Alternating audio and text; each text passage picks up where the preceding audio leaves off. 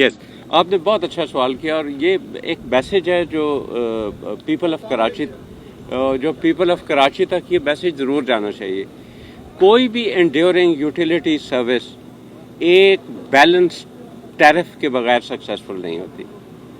अब कराची के जो सिटीजन्स हैं वो महंगे महंगे टैंकर खरीदते हैं जो महीने में बाज़ औक़ात उनको 18,000 20,000 तक के भी टैंकर डालने पड़ते।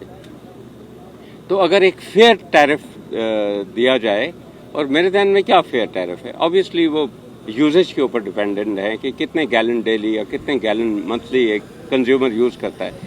बट बॉल पार्क फिगर ये है कि अगर 500 स्क्वायर यार्ड वाला घर, अगर वो जो अभी 15 से 20,000 रुपये दे रहा टैंकर के, वो टैरिफ की मद में ईमानदारी से 5,000 रुपीज़ ए मंथ दे, तो ये इतना रेवेन्यू जनरेट हो जाएगा इस सिटी से कि कराची के लिए long term sustained water supply and sewerage disposal self sustain हो जाएंगे। सिटी और बहरिया के लिए भी?